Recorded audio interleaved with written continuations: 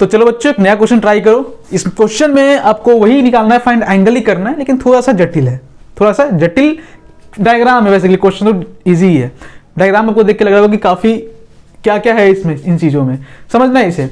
Find angle between a and b, तो a और B के बीच में एंगल ही निकालना है। क्लियर है? ए हमारा ये वेक्टर है, बी हमारा ये वेक्टर है। ये क्या है तो मैं बता दूं कि ये है रेक्टेंगल, सेट ऑफ रेक्टेंगल्स। तो रेक्टेंगल है, उसके अंदर एक और रेक्टेंगल, फिर रेक्टेंगल, रेक्टेंगल, रेक्टेंगल, इस तरह से ये डायग्राम है। ये वेक्टर ए है जो कि इस साइड के साथ 120 डिग्री बना रहा है। ये वेक्टर बी है जो कि इस साइड के साथ 30 डिग्री बना रहा है। क्लियर है? अब आपको ए और बी के बीच का एंगल निकालना है। तो बच्चों आप लोग वीडियो पॉज कर लो, क्योंकि बहुत सारे क्वेश्चन हो चुके हैं, तो आप खुद से ट्राई करो एक बार, ठीक है? और उसके बाद बताना कि क्या आंसर आ रहा है। चलो तब तक हम सॉल्व करते हैं, और जो सॉल्व कर रहे हैं खुद से तो वीडियो पॉज कर ले, उसके बाद देखिए क्या सॉल्यूशन है, क्या आपका सॉल्यूशन और हमारा सॉल्यूशन मैच कर रहा है कि नहीं कर रहा है ना। तो देखो ये वेक्टर ए है, ये वेक्टर बी है। अब ये इतना दूर दूर है, इसको क्या करोगे, पास लाओगे। तो सिंपल है कि हम बी को ले आए इधर, हो सकता है आप ए को भी ले आ सकते हो, कोई दिक्कत नहीं है, किसी को भी ले जाओ, ठीक है? कोई भी ले जाओ, कहीं भी ले जाओ, जो भी सिंपल होता है तो आपको लगे ट्राई करो कि उसी को शिफ्ट करें, है ना। सिंप्लिसिटी, किसको सिंपल आराम से लाएंगे तो टेल टू टेल आ जाएगा, इसको लाएंगे तो यहां रखना पड़ेगा अंदर की साइड, तो फिर भी बात बराबर है, कोई कॉम्प्लेक्स तो ज्यादा होगा नहीं, लेकिन सिंपल लग रहा है देखने में कि बी को शिफ्ट कर लो, ज्यादा इजी है। वैसे आंसर दोनों तरीके से ही सही आने वाला है, ठीक है? करके दिखा देते हैं, कोई दिक्कत नहीं, सब करो, दोनों तरीके से बता देते हैं। चलो पहले बी को शिफ्ट करते हैं। तो पहले बी को इधर शिफ्ट किए, तो बी को शिफ्ट करें तो पैरेलली शिफ्ट करेंगे तो कुछ ऐसा होगा। ये हमारा बी शिफ्ट हो चुका है। अब देखना ये 30 डिग्री बना रहा है इस साइड के साथ, समझ रहे हो, इस साइड के साथ। तो हम क्या कर सकते हैं, ये जो एंगल है, सॉरी साइड है, इस साइड के साथ क्या बनाएगा फिर, इस साइड के साथ क्या बनाएगा। देखना इस साइड को अगर हम ऐसे एक्सटेंड कर देते हैं तो ये 30 डिग्री है, तो ये कितना बनाएगा, 60 डिग्री। क्यों? क्योंकि ये जो होगा ये टोटल कितना होगा, 90 डिग्री। दिख रहा है ना, ये सीधा लाइन है और ये सीधा लाइन है, दोनों के बीच में एंगल क्या होगा, 90 डिग्री। अगर ये 30 तो क्या होगा, 60। तो अगर ये 60 है और हम इसी को तो शिफ्ट कर रहे हैं, तो ये 60 डिग्री होगा कि नहीं होगा एंगल। नहीं समझ में आया? समझो ध्यान से। देखना ये इसको वेक्टर है, इस वेक्टर को पकड़े, ऐसे पकड़े और आराम से धीरे धीरे धीरे धीरे धीरे धीरे धीरे धीरे धीरे धीरे धीरे यहां ला दिए, यहां एडजस्ट कर दिए। अब देखना कि जो तुम एक सीधे लाइन, जो ये वेक्टर है और एक सीधा लाइन है, इन दोनों के बीच में यहां देखना, यहां पहले समझो, ये वेक्टर एक सीधा वेक्टर है, टेढ़ा वेक्टर है और एक सीधा लाइन है। इन दोनों के बीच में जो एंगल है 60 डिग्री है। तो उसी तरह से जो एंगल होगा एक सीधा लाइन और इस वेक्टर के बीच में एंगल कितना होगा, 60 डिग्री हर जगह। समझ रहे हो? तो ये भी 60 डिग्री बना रहे थे, यहां पे क्या बनाएगा, 60 डिग्री। यहां तक समझ में आ गया? ओके। अब हमें निकालना तो ये दोनों एंगल है ए और बी के बीच का, तो निकालते हैं आराम से। अब देखना ये तो क्या है, रेक्टेंगल, जैसा मैंने पहले बताया था। तो ये साइड और ये साइड के बीच में एंगल कितना होगा, ये साइड और ये साइड के बीच में एंगल 90 डिग्री। बहुत बढ़िया।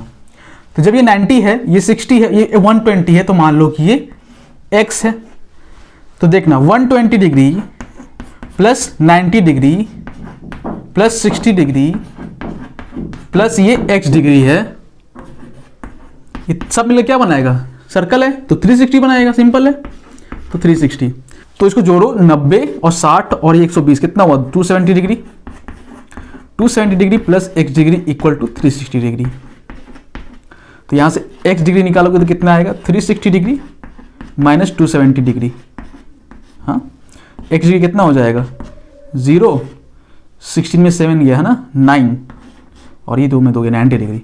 तो इन दोनों के बीच में जो एंगल है ये आ रहा है तुम्हारा 90 degree. This is the correct answer.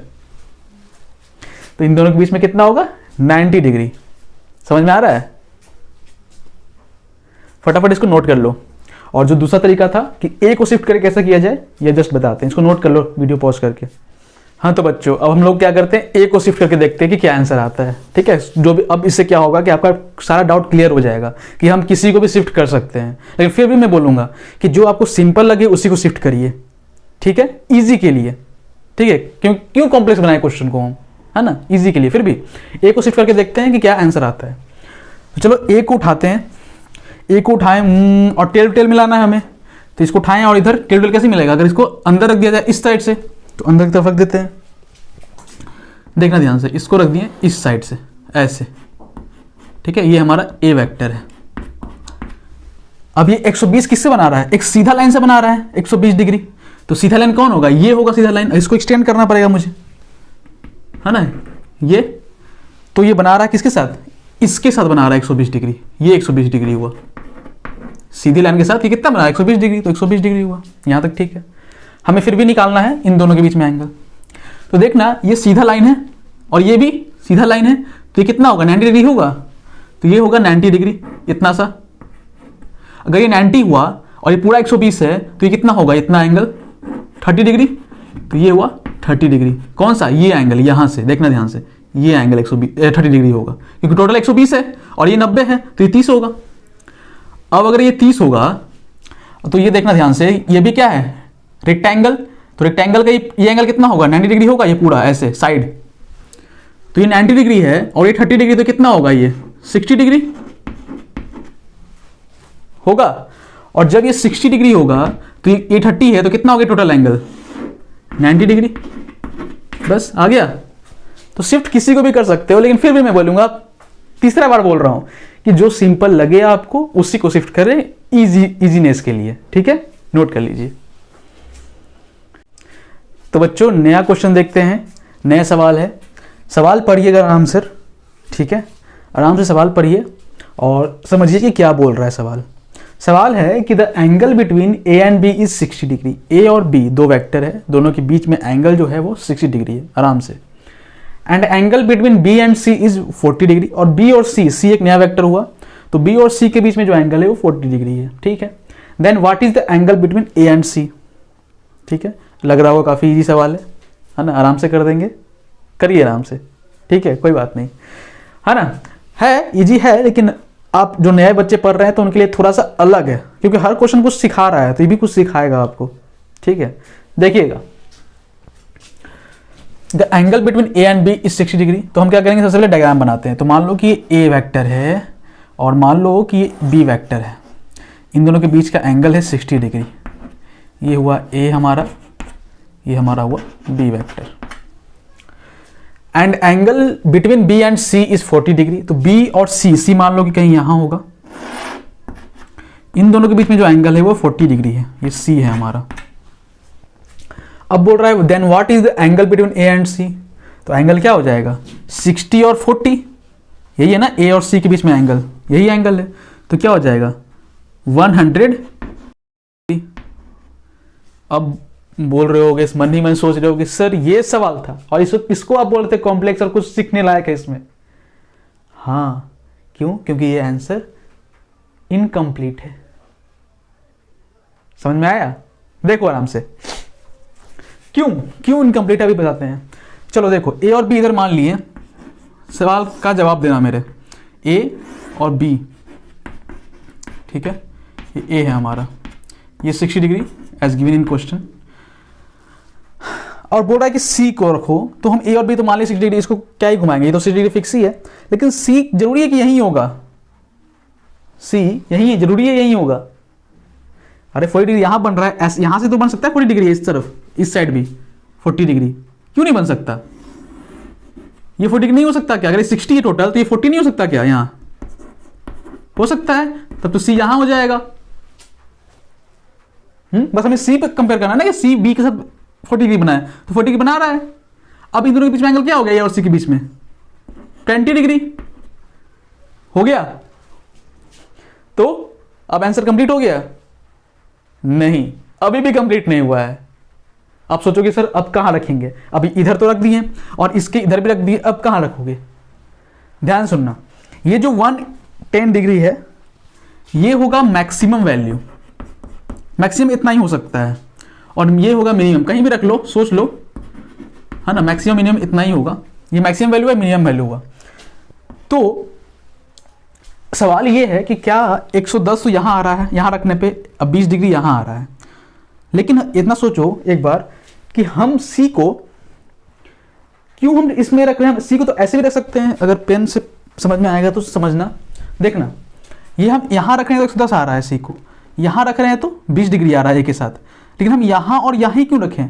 हम ऐसे भी तो रख सकते हैं, ऐसे, समझ रहे हो, 3D में, समझ में आ रहा है, इस तरह से 3D में, इस तरह से बाहर की तरफ, यहाँ भी रख सकते हैं। तो यहाँ क्या होगा, यहाँ रख दोगे तो हमें क्या करना है, ए और बी के पास साथ क्या बनाएगा, 60 डिग्री, 60 डिग्री तो बन ही रहा है, और बी और सी के साथ 40 डिग्री, यहाँ 40 डिग्री हो सकता है ना, ये दोनों के बीच में 40 डिग्री हो सकता है, 40 डिग्री, समझ में आ रहा है। तो फिर ए और सी के बीच में कुछ एंगल अलग होगा, है ना। इसका मतलब कि ये जो एंगल है हम कहाँ, यहाँ से और यहीं तक रख सकते हैं, इसके बीच में कहीं भी रख सकते हैं, यहाँ यहाँ यहाँ यहाँ यहाँ यहाँ कहीं भी हम सी को रख सकते हैं, है ना, 3D में।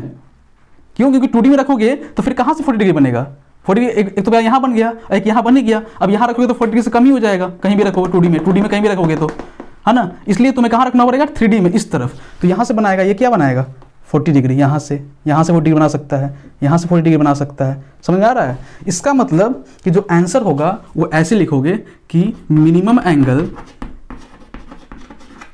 इक्वल टू 20 डिग्री और maximum angle equal to 110 degree.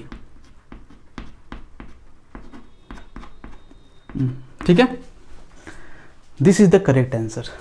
ठीक है, एंगल जो होगा ये मिनिमम 110 होगा, और इसके बीच में जो भी आ रहा है तुम्हारा 20 डिग्री से 110 डिग्री, वो सारे के सारे एंगल हो सकते हैं ए और सी के बीच में।